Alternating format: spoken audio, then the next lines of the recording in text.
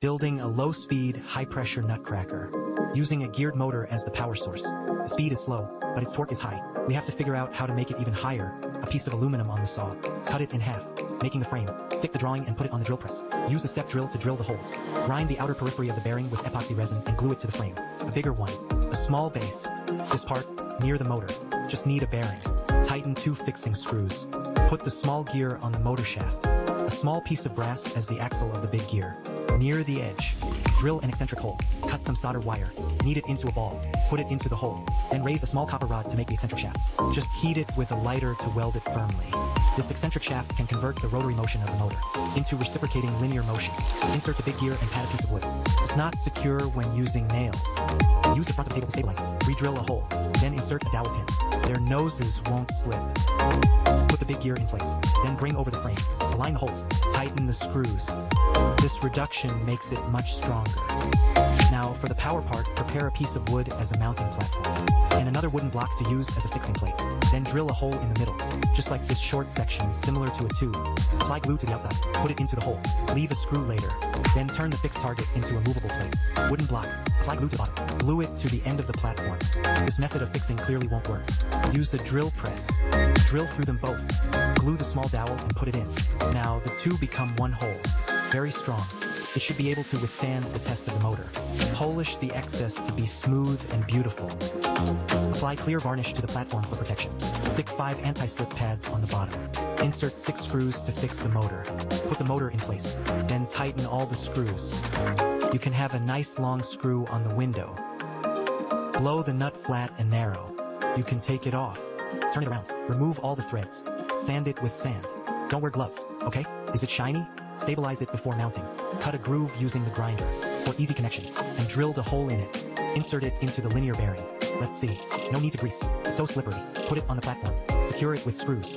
Fixed. Twist a large screw here. Can be screwed in and out. Adjust the backup pressure distance. Push the piston back and forth. Also needs such a connecting rod. One end connects to the motor's eccentric shaft.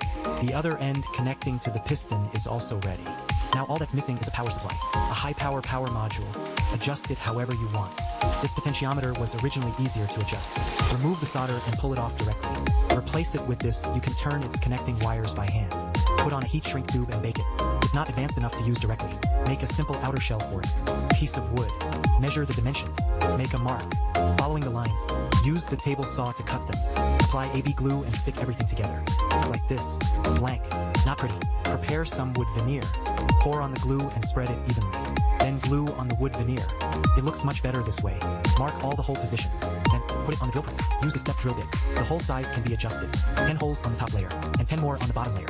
For ventilation and to install the digital display square holes. Cut it all with the loom. A light tap will do the trick. All surfaces are smooth with a little sanding. No need to spray varnish for protection. It looks more high-end. Hide the input terminals and tighten the screws. Hide the potentiometer and tighten the nuts. 2 terminals, red and black. Insert into the reserved holes. Put the power module in. Connect the digital display. Easy to observe voltage and current. Finished with a gentle tap. Everything is fixed. Close the back cover. Tighten the screws and secure the potentiometer. Put on the knob. It won't be blocked when rotating. Also stick an anti-slip pad on the bottom of the hand. Can be powered by any 5-30V DC power supply. You can also use this 16V battery. Convenient for outdoor experiments. Connect the battery. See? A simple adjustable power supply is complete. Let's try a high-speed motor first to see if it works. Slowly adjust the voltage. No problem at all. See that? Lower it again. It's fine even for a big motor. It's even better for a small motor. You can also adjust the output current. So this power supply can also be used to charge batteries. Connect the positive and negative terminals to the nutcracker. Then 2K voltage allows you to feel the appropriate speed. Easy to operate. I borrowed some walnuts and hazelnuts from my friend, but I only have a few. Let's try the walnuts first. Easy. Try another one. Simply unscrew the screw on the left. Apply an even amount of pressure. Let's see. Okay, let's do another one. The equipment works quite well.